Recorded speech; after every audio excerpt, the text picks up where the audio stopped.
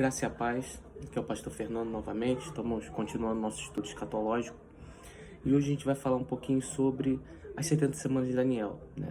No vídeo anterior nós lemos Daniel 9, versículo 24 ao 27, fala acerca das 70 semanas de Daniel, mas é importante a gente contextualizar tudo aquilo que Daniel recebeu de profecia. As profecias de Daniel, elas são profecias muito difíceis de ser interpretadas e cada um tem a sua interpretação. Não existe uma certeza. O que vale é que o Senhor possa dar paz a cada um a respeito daquilo que foi escrito, daquilo que foi revelado, e eu tenho certeza que no momento certo Deus vai continuar revelando os mistérios dele para todos nós que somos a sua igreja. E o primeiro conceito que a gente precisa entender é que as profecias, acerca das 70 semanas de Daniel, elas foram reveladas para Israel e para Jerusalém. Nesse contexto, Israel e Jerusalém. Hoje nós somos a igreja.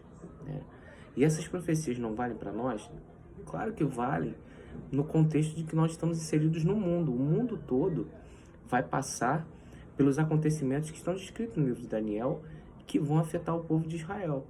Mas essas profecias, elas foram escritas exclusivamente para guiar o povo de Israel à salvação, certo? À extinção dos pecados, a extinguir a iniquidade do povo de Israel. A igreja, os pecados da igreja são extintos pelo sangue de Cristo. O sangue de Cristo também extingue os pecados de Israel, mas o trabalho das profecias, a função da profecia das 70 semanas de Daniel é justamente trazer o povo de Israel para o centro da adoração verdadeira, que é Cristo. Cristo é o verdadeiro Messias. Cristo foi aquele cordeiro que foi enviado por Deus e que foi rejeitado pelo povo de Israel. Então Daniel, ele está escrevendo aí as 70 semanas esperando a apresentação de um Messias. Ele estava no seu quarto orando porque ele sabe. Daniel sabia que para que Deus pudesse livrar o povo de Israel era necessário o arrependimento. A Bíblia diz que se o meu povo se humilhar e orar, eu o ouvirei do céu. Então Daniel estava ali no seu quarto orando pelo povo de Israel, pedindo a Deus perdão pelos pecados, para que o Senhor pudesse enviar o Messias. Só que Daniel não sabia que quem iria libertar o povo de Israel do cativeiro não era o Messias, mas sim Deus. Deus iria criar um conjunto de ações que iria culminar na libertação do cativeiro babilônico. E por isso Deus enviou Miguel para explicar tudo isso para Daniel, certo? Só que antes disso tudo ser revelado, Daniel, ele passou por 2 episódios que revelam um pouco também de acontecimentos dos finais dos tempos. O primeiro episódio foi a visão do rei Nabucodonosor, de uma estátua. Essa visão está descrita no livro de Daniel, capítulo 2, onde muita gente, é uma passagem bem famosa, onde o rei Nabucodonosor, ele viu uma estátua com a cabeça de ouro, com os ombros de prata, com o tronco de bronze, os quadris, quadris de bronze, peito de prata, cabeça de ouro, pernas de ferro e os dedos de barro e ferro. E cada uma dessas interseções na estátua representa um reinado, um grande reinado, um grande império. E o que a gente pode observar nessa visão é a visão dada, do ponto de vista humano para os reinados da terra. Nabucodonosor é um homem, é um rei, que representava ali o reinado, o Império Babilônico, o primeiro império dessa estátua, que é a cabeça de ouro, e como o homem enxerga, os impérios humanos, e enxerga como se fosse uma obra de arte, uma estátua, algo a ser contemplado, algo a ser reverenciado. Só que logo depois, dessa visão da estátua, Daniel também recebe uma visão de bestas, lá no livro de Daniel capítulo 7. Daniel capítulo 7. Deus revela a Daniel justamente a visão dos 4 animais simbólicos, que são as bestas. Um leão, um urso, um leopardo e simplesmente um dragão, alguma besta diferente, né? E aí essa visão é dada a Daniel e não mais a Nabucodonosor. E o que a gente pode tirar, né, de referência dessas duas visões, né? Uma é a visão do ponto de vista humano, de como são os reinados da terra do ponto de vista humano. É algo que o homem reverencia, que o homem registra na história como algo a ser reverenciado, né? Uma estátua de ouro, uma obra de arte, algo muito bonito, algo memorável.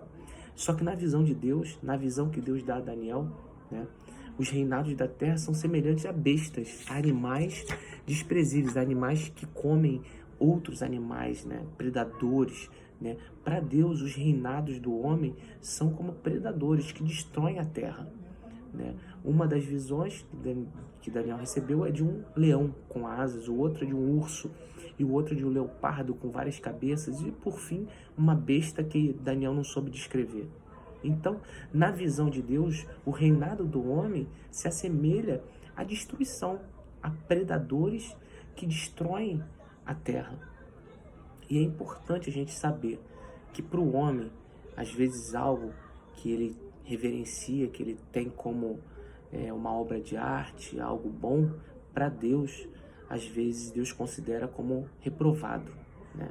Então, para os homens, os seus reinados, as suas conquistas, são algo a serem contemplados. Mas para Deus, Deus do seu trono olha para nós e vê a nossa ignorância, vê como nós somos superficiais, né? E a visão que Nabucodonosor recebeu dos reis como uma estátua e que Daniel recebeu dos reis como feras, como bestas, como predadores, mostra muito bem a divisão do ponto de vista humano para o reinado dos homens e do ponto de vista espiritual para o reinado dos homens na terra, né? E é importante a gente ver isso. Daniel, ele foi realmente um profeta muito usado por Deus para profetizar acerca de muitos acontecimentos dos fins dos tempos. Em Daniel 7, né, a visão dessas bestas, ela se alinha muito com as profecias de Apocalipse 13, né? Se nós fizermos um paralelo entre Daniel 7 e Apocalipse 13, nós vemos que Daniel fala de olhos como de homem, e Apocalipse 13 fala de número do homem, né? Em Daniel, nós vemos que a boca desses animais falará insolência, né? E em Apocalipse fala que a boca agirá como blasfêmia, né? Em Daniel, Deus diz que vai ser entregue para ser queimado, né? Que a besta vai ser entregue para ser queimado. E em Apocalipse diz que a besta vai ser golpeada de morte, né? Em Daniel fala que a besta vai fazer guerra aos santos. Em Apocalipse fala que ele vai fazer peleja aos santos, contra os santos. E existem outros paralelos que nós podemos ver entre Daniel 7 e Daniel 13 e Apocalipse 13. Eu gostaria que você lesse na sua casa, né, e buscasse também a revelação de Deus, para não ficar na minha opinião, né? É importante que nós refletamos sobre aquilo que Deus quer falar com a igreja, né? E é importante a gente não ser ignorante acerca dos acontecimentos dos finais dos tempos. Cristo vai arrebatar a sua igreja e Cristo vai voltar. São dois eventos distintos, na minha opinião. Existem historiadores, existem pesquisadores, existem teólogos que acreditam que não, que é um evento único. Na minha opinião, do pastor Fernando, são dois eventos distintos. O arrebatamento é um evento exclusivo da igreja, na minha opinião. E a segunda vinda, né, é um acontecimento que vai marcar o mundo inteiro, mas que vai impactar diretamente o povo de Israel. É um acontecimento para o povo de Israel, faz parte das 70 semanas. Que a graça e a paz esteja com todos. No próximo vídeo a gente conversa mais sobre esses acontecimentos.